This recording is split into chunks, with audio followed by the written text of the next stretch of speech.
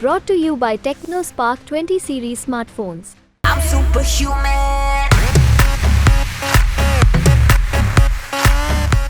राहुल गांधी को ये आरोप लगाते हुए अब काफी समय हो गया है कि कांग्रेस बीजेपी से नहीं, ईडी, सीबीआई, कोर्ट, राज्यपाल, मीडिया से चल रही है।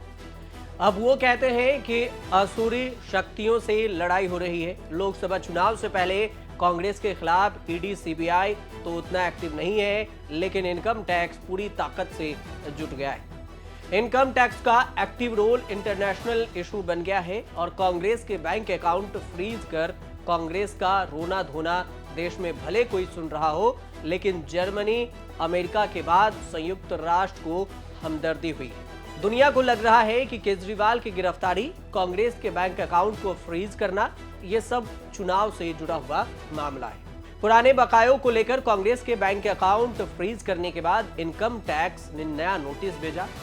असेसमेंट ईयर 2017 और 18 से 2020 और 2021 के लिए पेनाल्टी इंटरेस्ट लगाकर 1700 करोड़ रुपए देने के लिए डिमांड नोटिस भेजा गया है। कांग्रेस ने दिल्ली हाई कोर्ट से 2017 और 2021 के लिए इनकम टैक्स डिमांड की दोबारा जांच की मांग की थी। हाई कोर्ट की याचिका खारिज करते हुए इनकम टैक्स ने 1700 करोड़ रुपए की डिमांड भेज दी। इनकम टैक्स पहले से ही कांग्रेस के बैंक अकाउंट से 135 करोड़ रुपए वसूल चुका है। इनकम टैक्स ने फरवरी में कांग्रेस के टैक्स रिटर्न में गड़बड़ी मिलने के बाद 200 करोड़ रुपए की पेनल्टी लगाई थी। कांग्रेस के कोषाध्यक्ष अजय माकन ने हिसाब बताया कि कांग्रेस से इनकम टैक्स ने 1823 करोड़ रुपए मांगे हैं। हम लोगों को जो नोटिसेज आए हैं, मैंने आपको बताया सीताराम केसरी जी के जमाने के हमारे 1993-94 के नोटिसेज हमारे को आए, सीताराम केसरी जी के जमाने के। और जब नोटिसेज पिछली बार आए थे, डिमांड कल हमारे पास में आया है 53 करोड़ का। सीताराम केसरी जी के जमाने के 53 करोड़ का डिमांड कांग्रेस का 1993-94 का कांग्रेस को आया। और टोटल पिछले इसी तरीके से उन लोगों ने 5 सालों का दिया है, 3 सालों का और वो बना रहे हैं।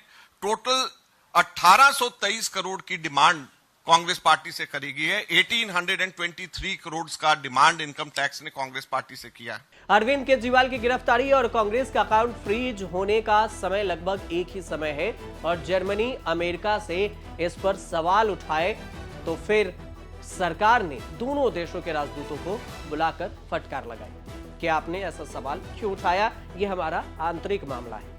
फिर भी अमेरिका ने कहा कि हम निष्पक्ष, पारदर्शी और समय पर कानूनी प्रक्रियाओं को प्रोत्साहित करते हैं। हमें नहीं लगता कि किसी को भी इस बात पर आपत्ति होनी चाहिए। मामला और भी बड़ा हो रहा है। अमेरिका और जर्मनी के बयानों के बाद भारत सरकार के कड़े रोक की परवाह न करते हुए संयुक्त राष्ट्र ने भी शक जताया है कि कहीं ऐसा न हो कि चुनाव निष्पक्ष न हो। संयुक्त राष्ट्र महासचिव एंटोनी गुटेरेस ने प्रवक्ता है और स्टीफन दुजारिक ने केजरीवाल और कांग्रेस के सपोर्ट में कहा है कि हम उम्मीद करते हैं कि दूसरे किसी भी देश की तरह जहां चुनाव हो रहा है, भारत में भी राजनीति और नागरिक अधिकारों के साथ साथ सभी लोगों के हितों की रक्षा होनी चाहिए। दुनिया को उम्मीद है कि हर कोई स्वतंत्र और निष्पक्ष माहौल में भारत के संसदीय चुनाव में वोट कर सकेगा। Well, we very much hope that in India and that in any country that is having elections, that everyone's rights are protected, including political and civil rights, and everyone is able to vote in an atmosphere that is free and fair. Congress के पास पैसे नहीं है, चुनाव लड़ना मुश्किल है, इसकी चिंता अमेरिका को भी हो रही है। अमेरिकी विदेश मंत्रालय के प्रवक्ता मैथ्यू मिलर ने आरोप की जानकारी है कि इनकम टैक्स ने उनके पीछे कुछ बैंक अकाउंट फ्रीज कर दिए हैं। ये मैथ्यू मिलर का आरोप है, जिससे उनका आगामी लोकसभा चुनाव में चुनाव प्रचार करना चुनौतीपूर्ण हो गया है। इस तरह के हर मुद्दे पर हम निष्पक्ष, पारदर्शी कानूनी प्रक्रियाओं को बढ़ावा देते हैं। सरकार को अमेरिका, जर्मनी जैसों का एक्टिविज्म बिल्कुल भी पसंद नहीं आ रही है। चुनाव और कानूनी प्रक्रियाओं पर बाहरी टिप्पणी स्वीकार नहीं की जा सकती। कांग्रेस चुनाव में बीजेपी से टक्कर ले रही है। चुनाव में कौन हारेगा, कौन जीतेगा, इसका फैसला तो 4 जून को हो जाएगा, लेकिन अभी पैसों के मामले में बीजेपी से बहुत पीछे है कांग्रेस और केजरीवाल।